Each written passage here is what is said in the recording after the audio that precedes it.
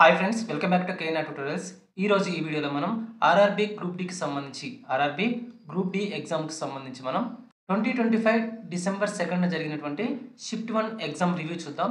ఎవరైనా మన ఛానల్ని ఫస్ట్ టైం విజిట్ చేస్తున్నట్లయితే ఛానల్ సబ్స్క్రైబ్ చేసుకొని వీడియోని లైక్ చేయండి. అదేవిధంగా మీ ఫ్రెండ్స్కి ఈ వీడియోని షేర్ చేయండి. సో నేను ఈ వీడియోకి 500 లైక్స్ అనేవి టార్గెట్ ఇస్తున్నాను. తప్పకుండా ఈ టార్గెట్ అనేది కంప్లీట్ చేయండి. నెక్స్ట్ మన కేఎన్ఆర్ ట్యూటోరియల్స్ నుంచి ఫిజిక్స్, కెమిస్ట్రీ మరియు బయాలజీకి సంబంధించినటువంటి దాదాపుగా 1000+ MCQs అనేవి ఆర్ఆర్బీ గ్రూప్ డి ఆస్పిరెంట్స్ కోసం చేయడం జరిగింది. ఆ వీడియోస్కి సంబంధించినటువంటి ప్లేలిస్ట్ లింక్ అనేది నేను డిస్క్రిప్షన్లో ఇస్తాను, తప్పకుండా వాటిని చూడండి. నెక్స్ట్ 100 మోస్ట్ ఎక్స్పెక్టెడ్ కరెంట్ అఫైర్స్తో వీడియో అనేది చేయడం జరిగింది. సో దాని నుంచి చాలా క్వశ్చన్స్ అనేవి చాలా సిప్స్లో రిపీటెడ్గా అడగడం జరిగింది. నెక్స్ట్ వీడియో అనేది మీ యొక్క రెస్పాన్స్ మీద డిపెండ్ అయి ఉంటుంది. సో మీ యొక్క రెస్పాన్స్ కనుక బాగున్నట్లయితే తప్పకుండా నెక్స్ట్ సిప్స్కి సంబంధించినటువంటి వీడియో అనేది కంపల్సరీగా చేస్తాను. మన కేఎన్ఆర్ ట్యూటోరియల్స్ నుంచి చాలా కోర్సెస్ని అందించడం జరుగుతుంది. సో ఇందులో మనకి 250 current affairs, 250 most important current affairs జనవరి నుంచి మనకి నవంబర్ వరకు ఉన్నటువంటి ఈ కరెంట్ అఫైర్స్ యొక్క పీడిఎఫ్ అనేది జస్ట్ 19 రూపీస్కి అందించడం జరుగుతుంది. సో దీన్ని మీరు ఈ పీడిఎఫ్ని మీరు ప్రింట్ తీసుకొని చదువుకునే అవకాశం ఉంటుంది. చాలా క్వశ్చన్స్ మీకు దాదాపుగా షిఫ్ట్ 2లో కనుక చూసినట్లయితే, నిన్న షిఫ్ట్ 2లో కనుక చూసినట్లయితే మీకు దాదాపుగా 20 కరెంట్ అఫైర్స్లో దాదాపుగా 14 కరెంట్ అఫైర్స్ అనేవి ఇందులో నుంచే రావడం జరిగింది, డైరెక్ట్గా ఇండైరెక్ట్గా. సో తప్పకుండా ఇది ఒకసారి చూడడానికి ట్రై చేయండి. Next RRB NTPC full video course just 499 rupees. Next APSI PC full video course just 399 rupees. Next TGSI PC full course మనకి 399 rupees. SSC GD constable full course just 299 rupees. Next top 20 grand టెస్ట్లకు సంబంధించినటువంటి test series అనేది మనం కేవలం 19 రూపీస్కే provide చేయడం జరుగుతుంది. So వెంటనే ప్లే స్టోర్ నుంచి కేఎన్ఆర్ ట్యూటోరియల్స్ అనే యాప్ను డౌన్లోడ్ చేసుకొని మీరు ఈ కోర్సెస్ని అవైల్ చేసుకోవచ్చు. నేను యాప్కి సంబంధించిన లింక్ అనేది డిస్క్రిప్షన్ మరియు కామెంట్ సెక్షన్లో కూడా ఇస్తాను. అక్కడ నుంచి కూడా మీరు కేఎన్ఆర్ ట్యూటోరియల్స్ యాప్ని డౌన్లోడ్ చేసుకోవచ్చు. సో ఫస్ట్ కాన్సెప్ట్ చూడండి. ఈరోజు ఫస్ట్ షిఫ్ట్లో అడిగినటువంటి ఫస్ట్ కాన్సెప్ట్ చూడండి. సో ఫస్ట్ కాన్సెప్ట్ కనుక చూసినట్లయితే జూన్ 2025లో ఐసీసీ హాల్ ఆఫ్ ఫేమ్లో చేరిన మొదటి పాకిస్తాన్ మహిళ క్రికెటర్ ఎవరు? ఓకేనా, జూన్ 2025లో ఐసీసీ హాల్ ఆఫ్ ఫేమ్లో చేరిన మొదటి పాకిస్తాన్ మహిళా క్రికెటర్ ఎవరంటే మనకి సనా మీర్ జూన్ 2025లో ఐసీసీ హాల్ ఆఫ్ ఫేమ్లో చేరినటువంటి మొదటి పాకిస్తాన్ మహిళా క్రికెటర్గా రికార్డు సృష్టించడం జరిగింది. సో ఈమె ఎవరంటే పాకిస్తాన్ మాజీ కెప్టెన్. ఓకేనా, సో ఐసీసీ హాల్ ఆఫ్ ఫేమ్లో చోటు తగ్గించుకున్నటువంటి మొదటి పాకిస్తాన్ మహిళగా రికార్డు సృష్టించడం జరిగింది. నెక్స్ట్ చూడండి, మే 2025లో ఆల్ ఇండియా ఫుట్బాల్ ఫెడరేషన్ అవార్డ్స్లో మెన్స్ ప్లేయర్ ఆఫ్ ది ఇయర్గా ఎవరు సెలెక్ట్ అయ్యారంటే మనకి సుభాష్ బోస్ అనే ప్లేయర్ మే 2025లో ఆల్ ఇండియా ఫుట్బాల్ ఫెడరేషన్ అవార్డులో మెన్స్ ప్లేయర్ ఆఫ్ ది ఇయర్గా ఎంపిక అవ్వడం జరిగింది. సో ఎవరంటే మనకి సుభాష్ బోస్. మహిళల్లో ఎవరు అంటే Soumya Guguloth best women player of the ఇయర్గా ఎంపిక అవ్వడం జరిగింది. నెక్స్ట్ చూడండి, థర్డ్ కాన్సెప్ట్ మనకి ప్రపంచ మహాసముద్రాల దినోత్సవం 2025 యొక్క ఇతివృత్తం ఏంటి అంటే థీమ్. ఓకేనా, సో వరల్డ్ ఓషన్స్ డే 2025 యొక్క థీమ్ ఏంటి అని అడుగుతున్నాడు. ఏంటంటే మనకి వండర్ సస్టైనింగ్ వాట్ సస్టైన్స్ అస్ అంటే మనకి అద్భుతం మనల్ని బ్రతికించే దానిని మనం కాపాడుకోవడం అని అర్థం. ఓకేనా, సో నెక్స్ట్ చూడండి, అరుణాచల్ ప్రదేశ్లోని ఈటానగర్లో 2025లో జరిగిన 69వ నేషనల్ స్కూల్ గేమ్స్ను ఎవరు ప్రారంభించారు? అరుణాచల్ ప్రదేశ్లోని ఈటానగర్లో జరిగినటువంటి 69వ నేషనల్ స్కూల్ గేమ్స్ని ఎవరు ప్రారంభించారంటే పేమా ఖండు ప్రారంభించారు. సో ఈయన ఎవరంటే అరుణాచల్ ప్రదేశ్ ముఖ్యమంత్రి. ఓకేనా, సో అరుణాచల్ ప్రదేశ్ ముఖ్యమంత్రి పేమా ఖండు అరుణాచల్ ప్రదేశ్లో ఈటానగర్లో 2025లో జరిగినటువంటి 69వ నేషనల్ స్కూల్ గేమ్స్ను ప్రారంభించడం జరిగింది. నెక్స్ట్ చూడండి, వాత్సల్య యోజన స్కీమ్. నెక్స్ట్ మనకు అడిగింది వాత్సల్య యోజన స్కీమ్. సో దేనికి సంబంధించిందంటే ఇది పిల్లల యొక్క రక్షణ మరియు సంక్షేమానికి సంబంధించింది. వాత్సల్య స్కీమ్ అనేది పిల్లల యొక్క రక్షణ మరియు సంక్షేమానికి సంబంధించింది. అదేవిధంగా మైనర్ల కోసం పెన్షన్ పథకాలను అమలు చేసేటటువంటి స్కీమ్గా మనం చెప్పొచ్చు. ఇది ఏ మంత్రిత్వ శాఖ ఆధ్వర్యంలో పనిచేస్తుందంటే మహిళా శిశు అభివృద్ధి మంత్రిత్వ శాఖ ఆధ్వర్యంలో పనిచేస్తుంది. ఓకేనా, వెరీ వెరీ ఇంపార్టెంట్. నెక్స్ట్ చూడండి, జాతీయ మానవ హక్కుల కమిషన్ ప్రస్తుత చైర్మన్ ఎవరు? డిసెంబర్ 2025 నాటికి జాతీయ మానవ హక్కుల కమిషన్ ప్రస్తుత చైర్మన్ ఎవరు అంటే మనకి ఎన్హెచ్ఆర్సీ అంటాం. ఓకేనా, ఎన్హెచ్ఆర్సీ ప్రస్తుత చైర్మన్ ఎవరంటే మనకి జస్టిస్ వి రామసుబ్రహ్మణ్యన్. జస్టిస్ వి రామసుబ్రహ్మణ్యన్ ప్రస్తుత ఎన్హెచ్ఆర్సి చైర్మన్గా నియమింపబడడం జరిగింది. సో ఆయన 2024 డిసెంబర్ 23న బాధ్యతలు స్వీకరించడం జరిగింది. ఎన్నవ చైర్మన్గా? 9వ చైర్మన్గా బాధ్యతలు స్వీకరించడం జరిగింది. నెక్స్ట్ క్వశ్చన్ అండి. నెక్స్ట్ మనకి జూలై 2025లో అటల్ ఇన్నోవేషన్ మిషన్ కొత్త డైరెక్టర్ ఎవరు అంటున్నారు. అంటే దీపక్ బంగ్లా జూలై 2025లో అటల్ ఇన్నోవేషన్ మిషన్ కొత్త డైరెక్టర్గా నియమింపబడటం జరిగింది. నీతి ఆయోగ్ ఆధ్వర్యంలోని అటల్ ఇన్నోవేషన్ మిషన్కు ఈయన డైరెక్టర్గా ఎంపికయ్యారు. ఎవరంటే దీపక్ బంగ్లా. ఓకేనా. సో జూలై 2025లో అటల్ ఇన్నోవేషన్ మిషన్కి కొత్త డైరెక్టర్ ఎవరంటే మనకి దీపక్ బంగ్లా. నెక్స్ట్ చూడండి, ఛాతీ కుహరంలో ఉండే అవయవం ఏది? ఓకేనా. ఛాతీ కుహరం అనేది మనకి ఎక్కడ ఉంటుందంటే పక్కటెముకల మధ్య భాగంలో ఉండేది మనకి ఏంటంటే ఛాతీ కుహరం. సో ఇందులో ఉండే అవయవాలు ఏముంటాయంటే మనకి ఒకటి గుండె ఉంటుంది, రెండు ఊపిరితిత్తులు ఉంటాయి. ఒకటేమో గుండె, రెండు ఊపిరితిత్తులు. సో ఈ రెండు అవయవాలు కూడా ఎక్కడ ఉంటాయంటే మనకి ఛాతీ యొక్క కుహరంలో ఉంటాయి. చెస్ట్ క్యావిటీ అంటాం. ఓకేనా. సో ఒకటేమో ఒకటి హార్ట్ ఉంటుంది, నెక్స్ట్ లంగ్స్ ఉంటాయి. ఓకేనా. చెస్ట్ క్యావిటీలో ఒకటి హార్ట్, ఇంకొకటి లంగ్స్ ఉంటాయి. సో వెరీ వెరీ ఇంపార్టెంట్, గుర్తుపెట్టుకోండి. నెక్స్ట్ చూడండి, ఇది ప్రాబ్లము, ఫిజిక్స్ సంబంధించినటువంటి ప్రాబ్లం అనేది ఇవ్వడం జరిగింది. ఒకవేళ ధ్వని వేగము 340 మీటర్స్ పర్ సెకండ్ అయితే దూరం 17 మీటర్లు అయినట్లయితే ధ్వని ఆ దూరాన్ని చేరుకోవడానికి పట్టే సమయం ఎంత? ఒకవేళ ధ్వని వేగం 340 మీటర్స్ పర్ సెకండ్ మరియు దూరం 17 మీటర్స్ అయితే ధ్వని ఆ దూరాన్ని చేరుకోవడానికి పట్టే సమయం ఎంత అంటున్నాడు. ఫస్ట్ ఏమి ఇచ్చారు? వేగం ఇచ్చారు. ఎంత? 340. నెక్స్ట్ ఏమి ఇచ్చారంటే మనకి దూరం, డిస్టెన్స్ ఇచ్చారు. ఎంత? 17 మీటర్స్. ఓకేనా. సో మనకి వేగాన్ని కనుక్కోవడానికి ప్రిన్సిపల్ ఏంటంటే వేగం ఈజ్ ఈక్వల్ టు దూరం by column, distance by time అవుతుంది. సో ఇప్పుడు మనకు కావాల్సింది ఏంటంటే ఇప్పుడు టైం కావాలంటే డిస్టెన్స్ బై వి అవుతుంది, అంటే డిస్టెన్స్ బై వేగం అవుతుంది. డిస్టెన్స్ ఎంత మనకంటే 17 మీటర్స్. నెక్స్ట్ వేగం ఎంత? 340. ఓకేనా. సో 17/340 అంటే అప్రాక్సిమేట్గా 0.05 వస్తుంది. 0.05 సెకండ్స్ అనేది వస్తుంది. ఓకేనా. సో 0.05 అనేది మనకి ఆన్సర్ అవుతుంది. నెక్స్ట్ ఆల్కహాల్ యొక్క ప్రమేయ సమూహం ఏది? ఆల్కహాల్ యొక్క ప్రమేయ సమూహం ఏంటంటే మనకి OH ప్రమేయ సమూహం, హైడ్రాక్సిల్ లేదా OH ప్రమేయ సమూహం అంటాం. సో ప్రమేయ సమూహాల మీద లేదా ఫంక్షనల్ గ్రూప్ మీద ప్రతి ఎగ్జామ్లో కూడా అడుగుతున్నాడు. సో కేర్ఫుల్గా గుర్తుపెట్టుకోండి. నేను ఇక్కడ ఒక టేబుల్ ఇచ్చాను. ఇవి కాంపౌండ్స్ యొక్క ఫార్ములాలు మరియు వాటి యొక్క ఫంక్షనల్ గ్రూప్స్. ఆల్కహాల్కి సంబంధించి హైడ్రాక్సిల్ ఫంక్షనల్ గ్రూప్ అనేది ఉంటుంది. సో OH, దాన్ని OH అంటాం. నెక్స్ట్ ఆల్డిహైడ్స్కి సంబంధించి CHO అనే ఫంక్షనల్ గ్రూప్ ఉంటుంది, అంటే ఆల్డిహైడ్ ఫంక్షనల్ గ్రూప్ ఉంటుంది. నెక్స్ట్ కీటోన్కి సంబంధించి కార్బోనిల్ ఫంక్షనల్ గ్రూప్ ఉంటుంది, దాన్నే C+1 అంటాం. నెక్స్ట్ కార్బాక్సిలిక్ యాసిడ్కి సంబంధించి మనకి కార్బాక్సిల్ అనే ఫంక్షనల్ గ్రూప్ అనేది ఉంటుంది, దీన్నే మనం COOH అంటాం. నెక్స్ట్ ఈథర్కి సంబంధించి ఈథర్ అనే ఫంక్షనల్ గ్రూప్ ఉంటుంది, దాన్ని మనం బాండ్ అంటాం. నెక్స్ట్ ఎస్టర్కి సంబంధించి మనకి C+1O అంటాం. సో దాన్నే మనం ఏం రాయొచ్చు అంటే COOగా రాయొచ్చు. ఓకేనా. ఇది మనకి ఎస్టర్కి సంబంధించినటువంటి ఫంక్షనల్ గ్రూప్. నెక్స్ట్ ఎమైన్కి సంబంధించి అమైనో ఫంక్షనల్ గ్రూప్ ఉంటుంది, అంటే NH2 అంటాం. నెక్స్ట్ హాలోజన్స్కి సంబంధించి అంటే మనకి X అనేది ఉంటుంది. ఓకేనా. X అనేది కామన్గా ఉంటుంది. X అంటే మనకి ఇక్కడ ఫ్లోరిన్ కావచ్చు, బ్రోమిన్ కావచ్చు, అయోడిన్ కావచ్చు. సో ఇవి మనకి ఫంక్షనల్ గ్రూప్కి సంబంధించినటువంటి అంశాలు. ఓకేనా. వెరీ వెరీ ఇంపార్టెంట్, గుర్తుపెట్టుకోండి, ఎందుకంటే ప్రతి ఎగ్జామ్లో కూడా అడుగుతున్నాడు, గుర్తుపెట్టుకోండి. నెక్స్ట్ ఆక్సీకరణ చర్యలో ఏం జరుగుతుంది? సో మనకేంటి ఆక్సీకరణ చర్య, నెక్స్ట్ క్షయకరణ చర్య. ఇప్పుడు డిఫరెన్స్ చూద్దాం. మనకి ఆక్సీకరణ చర్య అడుగుతున్నాడు, అట్ ద సేమ్ టైం క్షయకరణ చర్య కూడా ప్రతి షిఫ్ట్లో అడుగుతున్నాడు. గుర్తుపెట్టుకోండి, ఒక పదార్థానికి ఫర్ ఎగ్జాంపుల్ X అనే ఒక పదార్థం ఉందనుకోండి, దానికి ఆక్సిజన్ కలిపినా మనం దాన్ని ఆక్సీకరణం అంటాం. నెక్స్ట్ దాని నుంచి హైడ్రోజన్ తీసేసామనుకోండి, X - అన్నాం అనుకోండి, అది కూడా మనకి ఆక్సీకరణం అవుతుంది. నెక్స్ట్ ఒక పదార్థం నుంచి ఎలక్ట్రాన్ని తీసేసామనుకోండి, అది కూడా మనకి ఏమవుతుంది?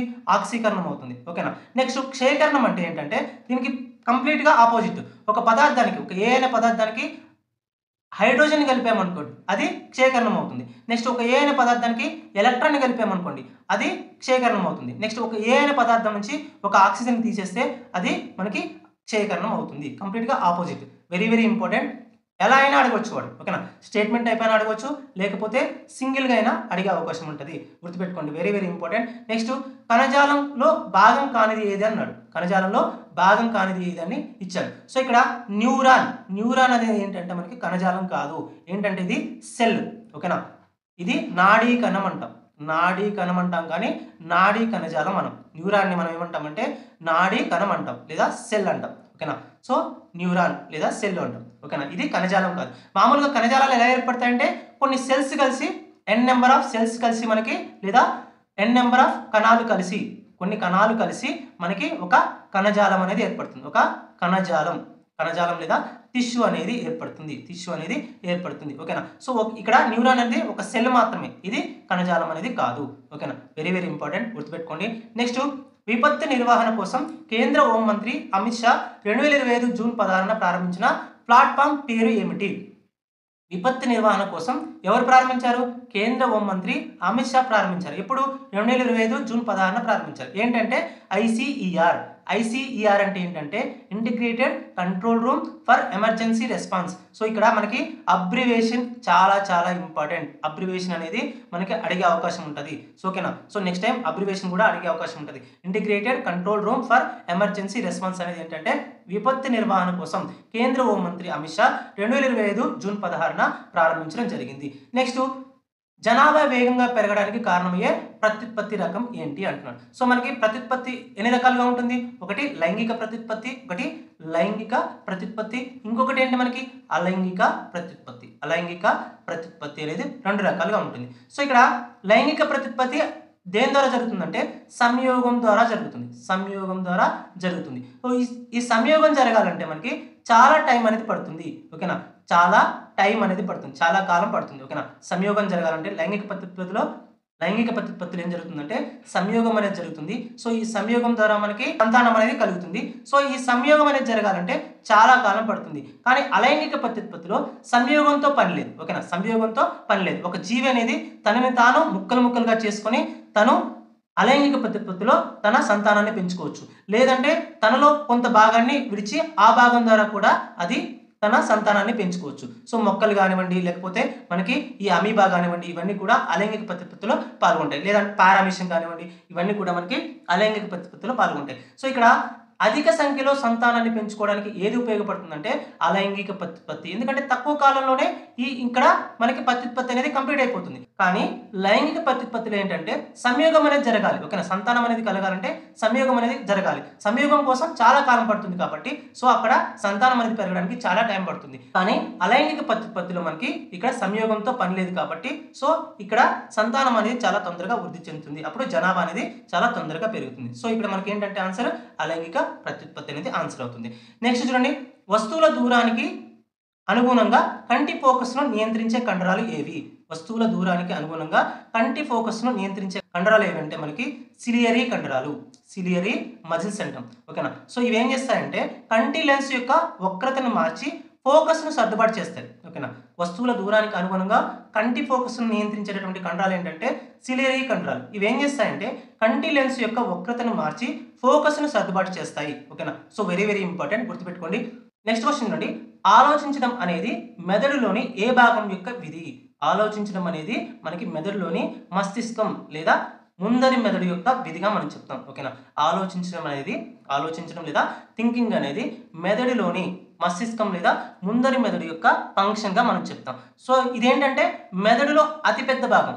మస్తిష్కం అనేది మెదడులో అతిపెద్ద భాగంగా మనం చెప్తాం. నెక్స్ట్, ఇది జ్ఞాపక శక్తికి మరియు తర్కానికి మరియు ఆలోచనలకి ఇది కారణమవుతుంది. లేదా జ్ఞాపక శక్తి లేదా తర్కము ఆలోచనను ఇది నియంత్రిస్తుందని చెప్పొచ్చు. ఏంటది? మస్తిష్కం లేదా ముందరి మెదడు. ఓకేనా. సో ఇది ఆలోచించడానికి ఉపయోగపడుతుంది. నెక్స్ట్ చూడండి, గురుత్వాకర్షణ శక్తికి సంబంధించి సరైన వాక్యం ఏది? గురుత్వాకర్షణ శక్తికి సంబంధించి సరైన వాక్యం ఏదంటే మనకి ఫస్ట్ పాయింట్ చూడండి. ఫస్ట్ పాయింట్లో ఇది విశ్వంలోని ఏవైనా 2 వస్తువుల మధ్య పనిచేసే ఒక ఆకర్షణ బలం. ఎస్. ఓకేనా. సో ఇది ఒక ఆకర్షణ బలం మాత్రమే, వికర్షణ అనేది ఉండదు. ఓకేనా. సో ఇక్కడ చూడండి, మనము భూమిపైన నిలబడ్డాం. ఓకేనా. సో మనకి భూమికి మధ్య ఒక ఆకర్షణ ఉంటుంది, అదేంటి? గురుత్వాకర్షణ. సో వికర్షణ ఉందనుకోండి, మనం భూమిపైన నిలబడగలమా? సో నిలబడలేము కదా. సో అది కేవలం ఒక ఆకర్షణ బలం మాత్రమే. గురుత్వాకర్షణ అనేది కేవలం ఒక ఆకర్షణ బలం మాత్రమే, అంటే అట్రాక్టివ్ ఫోర్స్ మాత్రమే. ఇక్కడ ఈ బలం అనేది 2 వస్తువుల ద్రవ్యరాశుల లబ్ధానికి అనులోమానుపాతంలో ఉంటుంది. ఇక్కడ గురుత్వాకర్షణ బలం F అనుకుంటే ఫర్ ఎగ్జాంపుల్, ఓకేనా. సో ఇది M1 అనేది ఒక వస్తువు యొక్క ద్రవ్యరాశి, M2 అనేది ఇంకొక వస్తువు యొక్క ద్రవ్యరాశి అనుకుంటే సో ఇక్కడ గురుత్వాకర్షణ బలం అనేది 2 వస్తువుల యొక్క లబ్ధానికి అనులోమానుపాతంలో ఉంటుంది. నెక్స్ట్ ఇంకొకటి చూడండి, ఈ బలం 2 వస్తువుల మధ్య ఉన్న వర్గానికి విలోమానుపాతంలో ఉంటుంది. ఫర్ ఎగ్జాంపుల్ m1 వస్తువు ఇక్కడ ఉంది, నెక్స్ట్ m2 వస్తువు ఇక్కడ ఉంది. సో ఆ రెండింటి మధ్య దూరం r అనుకోండి. సో ఇక్కడ బలం అనేది ఏంటంటే ఆ రెండు వస్తువుల యొక్క దూర వర్గానికి విలోమానుపాతంలో ఉంటుంది. ఎలా ఉంటుంది? విలోమానుపాతంలో ఉంటుంది. అప్పుడు మనం ఈ గురుత్వాకర్షణ సమీకరణాన్ని ఎలా రాయొచ్చు అంటే m1 m2 r² గా రాయొచ్చు. ఓకేనా? సో ఇది గురుత్వాకర్షణ సమీకరణంగా రాయొచ్చు. నెక్స్ట్ ఏంటి మనకి ప్రకృతిలోని 4 ప్రాథమిక బలాలలో ఇది అత్యంత బలహీనమైనది. ఓకేనా? ప్రకృతిలోని 4 ప్రాథమిక బలాలలో ఇది అత్యంత బలహీనమైనదిగా మనం చెప్పొచ్చు. సో ఓకేనా? సో నెక్స్ట్ చూడండి, పురుషులలో వాసెక్టమీ లాగా స్త్రీలలో పేలోపియన్ నాళాలను కత్తిరించే లేదా పాలోపియన్ నాళాలను కత్తిరించే లేదా ముడివేసే శస్త్రచికిత్సను ఏమంటారు? పురుషులలో వాసెక్టమీ లాగా స్త్రీలలో పాలోపియన్ నాళాలను కత్తిరించే లేదా ముడివేసే శస్త్రచికిత్సను ఏమంటారు అంటున్నాడు. ఏమంటారంటే ట్యూబెక్టమీ అంటాం. ఓకేనా? ఇక్కడ సంతానం కలగకుండా మనం ఆపరేషన్ చేస్తాం కదా, సో స్త్రీలలో దాన్ని ఏమంటామంటే ట్యూబెక్టమీ అంటాం. దానిలో ఏం చేస్తారు ట్యూబెక్టమీలో అంటే స్త్రీలలో ఉన్నటువంటి పాలోపియన్ నాళాన్ని కట్ చేయడం కానీ లేకపోతే దాన్ని ముడివేయడం కానీ చేస్తారు. దాన్ని కట్ చేయడం కానీ లేకపోతే ముడివేయడం కానీ చేస్తారు. దాన్నే ట్యూబెక్టమీ అంటాం. ఓకేనా? సో నెక్స్ట్ చూడండి, అల్యూమినియం క్లోరిన్తో చర్య జరిపి అల్యూమినియం క్లోరైడ్ ఏర్పడే చర్యకు సంతులిత సమీకరణం ఏది? ఇక్కడ ఏమంటున్నాడంటే అల్యూమినియం అనేది మనకి క్లోరిన్తో చర్య జరిపి ఏం ఏర్పడుతుంది? అల్యూమినియం క్లోరైడ్ AlCl3 అనేది ఏర్పడుతుంది. ఇక్కడ 2 మోల్ల Al అనేది 3 మోల్స్ Cl తో చర్య జరిపి AlCl3 అనేది ఏర్పడుతుంది. 2 మోల్ల AlCl3 అనేది ఏర్పడుతుంది. ఇది సంతులిత సమీకరణం అని చెప్తాం. వేటి మధ్య అంటే అల్యూమినియం మరియు క్లోరిన్ మధ్య. ఇదే సంతులిత సమీకరణంగా మనం చెప్తాం. నెక్స్ట్ చూడండి, ఐసోటోప్లలో ఏది సమానంగా ఉంటుంది? ఇది చాలా సార్లు అడుగుతున్నాడు అన్ని షిఫ్టుల్లో. ఇది రిపీటెడ్గా అడుగుతున్నాడు. ఐసోటోపులు, ఐసోబార్లు, ఐసోటోన్లు, సో ఇవి రిపీటెడ్గా అడుగుతున్నారు. ఇక్కడ ఐసోటోపులు అంటే ఏంటంటే పరమాణు సంఖ్య ఏదో ఒకటి సమానంగా ఉంటుంది, ఏదో ఒకటి సేమ్ ఉంటుంది, నెక్స్ట్ ఏదో ఒకటి డిఫరెంట్ ఉంటుంది, ఏదో ఒకటి డిఫరెంట్ ఉంటుంది. ఇక్కడ ఐసోటోపుల్లో పరమాణు సంఖ్య అనేది సేమ్ ఉంటుంది, పరమాణు సంఖ్య అనేది సేమ్ ఉంటుంది, నెక్స్ట్ ద్రవ్యరాశి సంఖ్య అనేది డిఫరెంట్ ఉంటుంది, ద్రవ్యరాశి సంఖ్య అనేది డిఫరెంట్ ఉంటుంది. నెక్స్ట్ ఐసోబార్లు అనగానే మీకు ఇక్కడ ద్రవ్యరాశి సంఖ్య, ఇక్కడ ఐసోటోపులకి రివర్స్. ఈ రెండు ఒకదానికొకటి ఆపోజిట్, ఈ రెండు కూడా ఒకదానికొకటి ఆపోజిట్.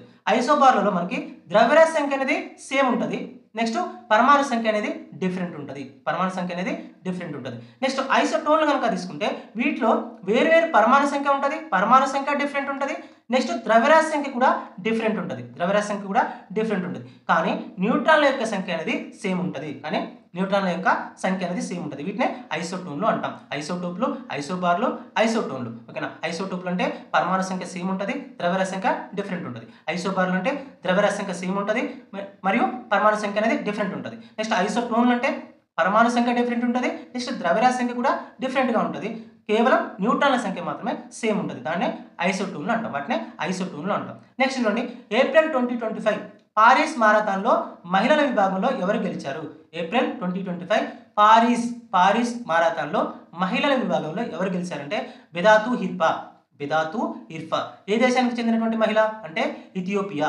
ఓకేనా? సో ఇథియోపియాకి చెందినటువంటి బెదాతు ఇర్ఫా ఏప్రిల్ 2025లో పారిస్ మారథాన్లో మనకి తొలి స్థానం అనేది పొందడం జరిగింది.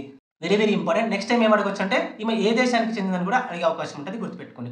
నెక్స్ట్, మొక్కలలో జైలం మరియు ఫ్లోయం యొక్క ప్రధాన విధి ఏమిటి?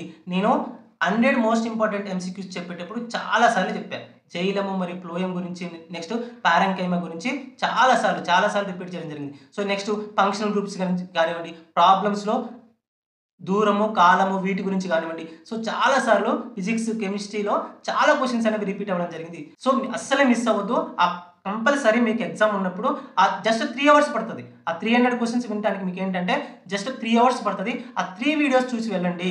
మీరు తప్పకుండా ఆ కెమిస్ట్రీకి సంబంధించి 100 MCQs, నెక్స్ట్ బయాలజీకి సంబంధించి 100 MCQs, నెక్స్ట్ మనకి ఫిజిక్స్ సంబంధించి 100 MCQs అనేవి చేయడం జరిగింది. తప్పకుండా అంటే ఎక్స్ట్రా MCQs కూడా చేసాం, కానీ ఆ ఫస్ట్ 3 వీడియోస్ అన్నా చూసి వెళ్ళండి. ఆ ఫస్ట్ 3 వీడియోస్ అన్నా చూసి వెళ్ళండి. తప్పకుండా మీకు బెనిఫిట్ అనేది ఉంటుంది. నా మాట వినండి, తప్పకుండా అవి చూసి వెళ్ళండి. ఓకేనా? అస్సలు మిస్ అవ్వద్దు. సో చూడండి, ఇక్కడ మొక్కలలో జైలం మరియు ఫ్లోయం యొక్క ప్రధాన విధి ఏంటంటే మనకి ఇక్కడ జైలం అనేది దేన్ని రవాణా చేస్తుందంటే నీటిని రవాణా చేస్తుంది. మొక్కల్లో జైలం అనేది నీటిని రవాణా చేస్తుంది. నెక్స్ట్ ఫ్లోయం అనేది ఆహారాన్ని రవాణా చేస్తుంది. ఫ్లోయం అనేది ఆహారాన్ని రవాణా చేస్తుంది. ఏమంటామంటే వీటిని జైలం మరియు ఫ్లోయం అనే కణజాలాలని మనం ఏమంటామంటే ప్రసరణ కణజాలాలు.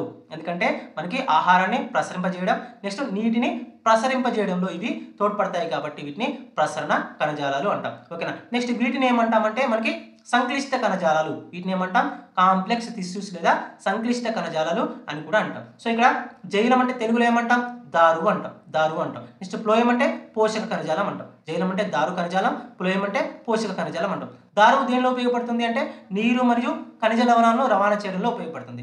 నెక్స్ట్ ఇక్కడ ఫ్లోయం లేదా పోషక కణజాలం అనేది ఆహార పదార్థాలను రవాణా చేయడంలో ఉపయోగపడుతుంది. సో ఇక్కడ జైలం అనేది కేవలము నీటిని ఏకదిశలో మాత్రమే, ఒకే దిశలో కింది నుంచి పైకి మాత్రమే మనకి పంపిస్తుంది. అదే ఫ్లోయం కనుక తీసుకున్నట్లయితే, పోషక కణజాలం కనుక తీసుకున్నట్లయితే ఆహార పదార్థాలను కింది నుంచి పైకి, పైనుంచి కిందికి మనకి ఇది ప్రసరింపజేస్తుంది. సో వెరీ ఇంపార్టెంట్, గుర్తుపెట్టుకోండి. సో కంపల్సరీ వీటి గురించి అడిగే అవకాశం ఉంటుంది. సో నెక్స్ట్ చూడండి, పులరిన్ రసాయన ఫార్ములా అడిగారు. సో పులరిన్ యొక్క రసాయన ఫార్ములా ఏంటంటే మనకి ఇక్కడ C60.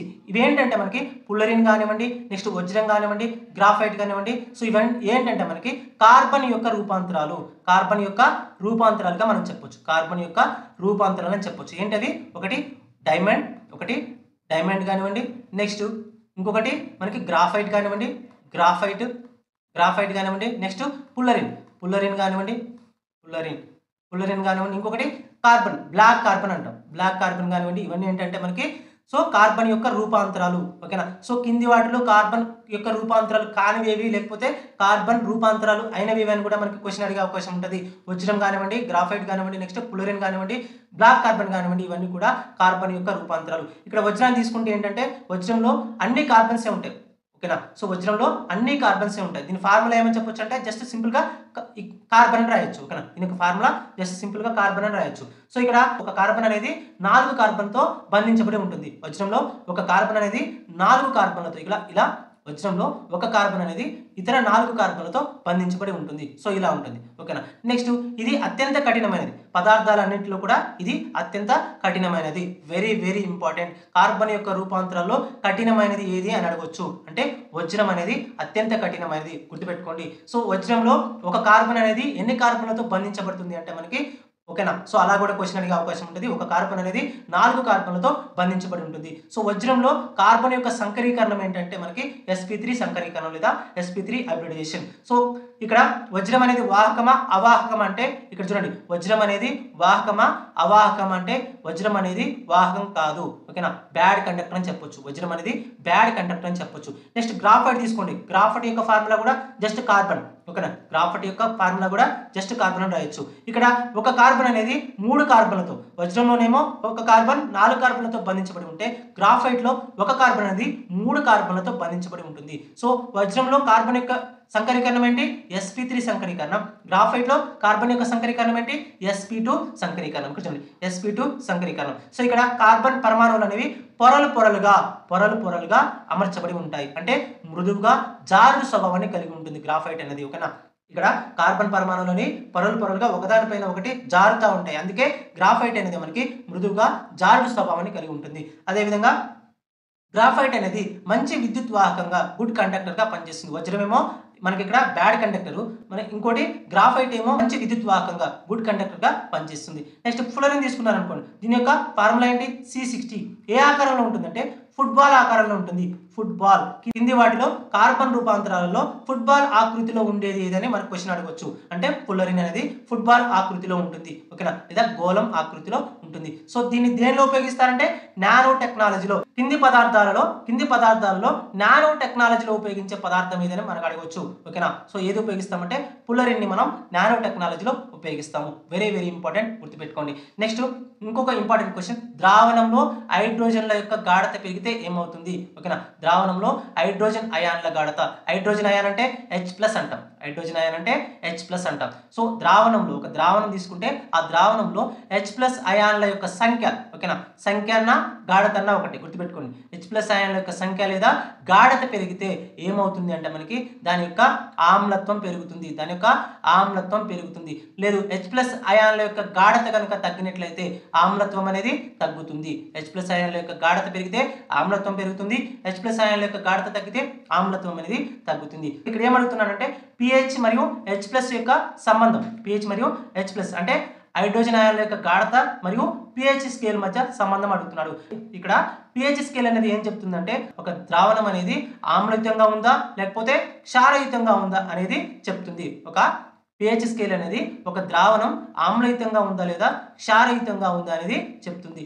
సో ఇక్కడ pH విలువ అనేది హైడ్రోజన్ అయాన్ గాఢత యొక్క రుణ సంవర్గమానానికి ఈక్వల్ గా ఉంటుంది. pH విలువ అనేది హైడ్రోజన్ అయాన్ యొక్క గాఢత యొక్క రుణ సంవర్గమానం నెగటివ్ లాగారిథం కి సమానంగా ఉంటుంది. అంటే pH - log H+ అని చెప్తాం. ఓకేనా. సో ఇక్కడ ఈ రెండింటికి మధ్య pH కానివ్వండి H+ కానివ్వండి, pH నెక్స్ట్ H+ ల మధ్య మనకి విలోమ సంబంధం ఉంటుంది. సో ఇక్కడ చూడండి నెగటివ్ ఉంది కదా, మైనస్ అంటే విలోమ సంబంధం ఉన్నట్టు, ఓకేనా, ప్లస్ ఉంటే అనులోమ సంబంధం ఉన్నట్టు, ఓకేనా. ఇక్కడ మైనస్ ఉంది కాబట్టి విలోమ సంబంధం ఉంటుంది. అంటే pH పెరిగింది అనుకోండి అంటే ఇక్కడ చూడండి H+ అయాన్ల యొక్క గాఢత పెరిగితే pH అనేది తగ్గుతుంది. నెక్స్ట్ H+ అయాన్ యొక్క గాఢత అనేది తగ్గితే pH అనేది పెరుగుతుంది. గుర్తుపెట్టుకోండి. So very very important. ఇక్కడ H+ గాఢత పెరిగితే pH విలువ తగ్గుతుంది. నెక్స్ట్ H+ గాఢత తగ్గితే pH విలువ పెరుగుతుంది. ఎందుకంటే రెండింటి మధ్య ఇన్వర్స్ రిలేషన్షిప్ అనేది ఉంటుంది లేదా విలోమ సంబంధం అనేది ఉంటుంది. నెక్స్ట్ ఆమ్ల స్వభావం కనుక తీసుకున్నట్లయితే మీకు pH స్కేల్ పైన మనకి మెజర్మెంట్ అనేది ఎక్కడి నుంచి ఎక్కడి వరకు ఉంటుందంటే 0 to 14 వరకు ఉంటుంది. నెక్స్ట్ ఇక్కడ pH <7 అయితే 7 కంటే తక్కువ pH ఉన్నట్టయితే దాన్ని ఆమ్లం అని చెప్తాం. అంటే H+ అయాన్ల యొక్క గాఢత అనేది ఎక్కువగా ఉందని చెప్పొచ్చు. నెక్స్ట్ pH 7 అంటే అది తటస్థ ద్రావణం అని చెప్పొచ్చు. ఎగ్జాంపుల్ మనకి స్వచ్ఛమైనటువంటి నీరు. నెక్స్ట్ pH <7 అయితే అది క్షారం అని చెప్పొచ్చు. అప్పుడు H+ అయాన్ల యొక్క గాఢత అనేది తక్కువగా ఉంది ద్రావణంలో, OH- అయాన్ల యొక్క గాఢత అనేది ఎక్కువగా ఉందని చెప్పొచ్చు. ఫర్ ఎగ్జాంపుల్ మీరు నిమ్మరసం కనుక తీసుకున్నట్లయితే దాంట్లో H+ అయాన్ల యొక్క గాఢత అనేది ఎక్కువగా ఉంది కాబట్టి దాని యొక్క pH విలువ అనేది తక్కువగా ఉంటుంది. ఎంత ఉంటుందంటే 2.4 ఉంటుంది. సో అందుకే దాన్ని బలమైన ఆమ్లంగా చెప్తాము. సో రుచికి అది పుల్లగా ఉంటుంది. ఓకేనా. సో ఇక్కడ చూడండి H+ అయాన్ల యొక్క గాఢత పెరిగితే మనకి pH విలువ తగ్గుతుంది, అప్పుడు ఆమ్లత్వం అనేది పెరుగుతుంది.